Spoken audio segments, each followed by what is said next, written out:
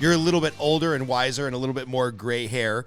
And reading your bio, I know what an exceptional man you've become and the things that you've accomplished. But what was it about you at 30 that these people saw, or 31, that these people saw something exceptional where they would put you at the helm of this multi-$100 million empire? It's like, again, I'm sure you're a wonderful guy at 31, but if I win $500 million tomorrow on the lotto, I'm probably not hiring a 31-year-old to manage it, right? Like I want that older statesman, and even if it's just perception versus reality, I want somebody that's been through a few different economic cycles. Like, why you? What was special about you? And that's a weird question for you to answer, because I'm sure you think highly of yourself, but I think people would want to know how did you get this at bat at 31 years old?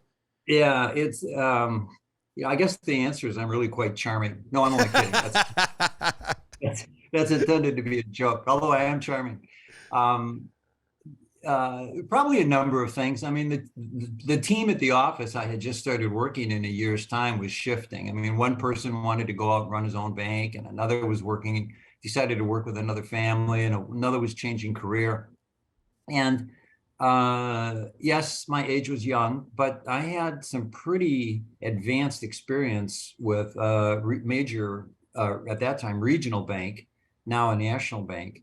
And I had excellent training, and I was quite articulate on business issues.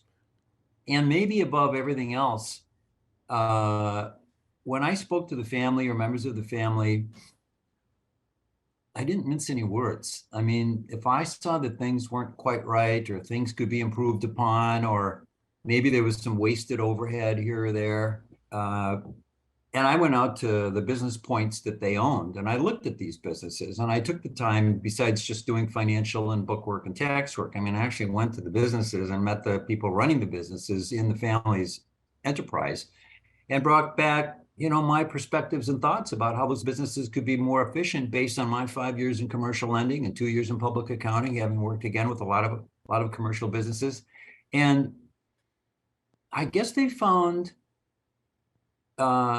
truth and integrity, but they also found persistence, that I really had thought through what I was talking about, Mm-hmm. and was ready to move forward with a plan to execute.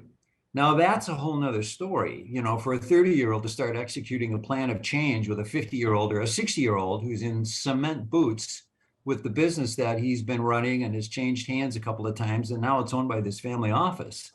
So, I kind of got put in my place as being a little uppity by certain people in the organization, but the family at the end of the day makes the decision, and it's their Right. investment and it's their money at risk. So, again, if we found tangible ways to improve a business, whatever that might be, chances are I would have the full faith and support of the family behind me.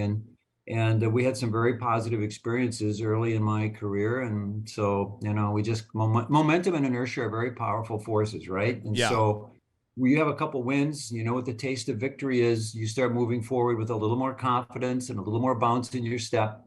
And yeah, pretty soon, as I said, we were buying businesses all over the place and crossing industries into chemical, insurance, real estate, aviation. And so the core of the business was always banking, commercial banking.